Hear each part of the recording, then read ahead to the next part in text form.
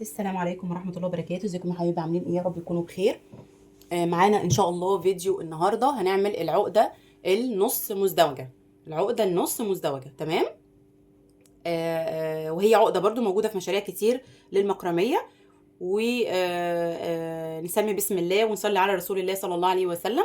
العقدة النص مزدوجة هي زي العقدة، كأنها بنت العقدة المزدوجة. العقدة المزدوجة انا لما باجي اعملها بلف الخيط الثابت، ادي الخيط الثابت، بلف الخيط المتحرك على الخيط الثابت مرتين، صح كده؟ لا، انا هنا مش هلف الخيط مرتين. اولا هي بتتعمل دي بخيط واحد بس، العقده النص مزدوجه بخيط واحد، بعلق فتله واحده اهي، عقده تثبيت على الخشبه. وبعدين هعملها ازاي؟ الخيط بتاعي، الخيط احنا قلنا في خيط ثابت وفي خيط متحرك. هجيب الخيط الثابت اهو وهشتغل عليه عقده نص مزدوجه زي ما عملنا كده. بنلف الخيط كده اهي حلقه على الخيط الثابت، وبطلع الخيط من هنا وبشد للاخر، تمام. طيب هكملها بقى التانية. لا، هي نص مزدوجة، هتبقى هعمل الخيط مرة واحدة وهاخد الخيط الثابت اخليه هو، يعني اخلي ده بقى هو الثابت وده هو اللي متحرك، وهرجع اعمل تاني على الخيط ده اهي. يعني بعمل بالخيط مرة يمين مرة شمال، مرة يمين مرة شمال، مش كله مش زي المزدوجة اللي هو مرتين ورا بعض. انا عملت مرة شمال ومرة يمين، هرجع تاني اهو حلقة عادي واشد اهو، مرة يمين مرة شمال، تمام اهو. اهو مرة يمين مرة شمال.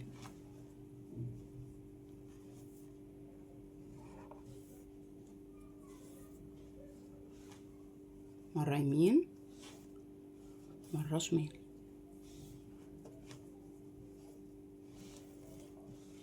اهو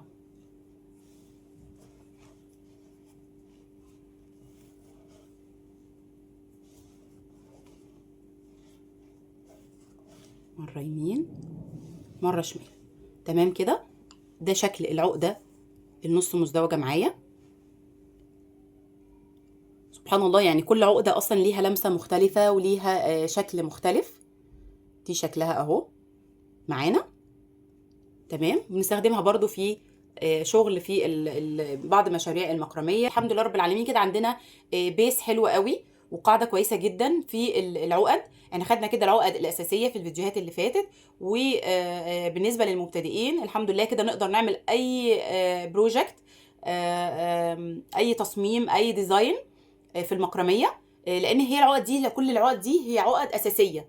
عقد اساسيه ان انا اقدر اعمل اي جداريه، اي رانر، كوشن، ستاره، كل حاجه. بس طبعا بالنسبه للمبتدئين حابين نبدا في بعض قطع بسيطه، زي مثلا جداريه صغيره، زي ميداليه، زي شابو مثلا، سليبر، كلاتش، حاجات كده بسيطه، عشان لما ايدينا تتعود الاول على العقد هنحس بعد كده الموضوع سهل ونقدر نعمل اي مشروع حتى لو كبير، تمام. فباذن الله في الفيديوهات اللي جايه ان شاء الله هناخد جداريه مثلا صغيره، ازاي نعملها مع بعض وازاي نحسب طول الخيط بتاعها مع بعض.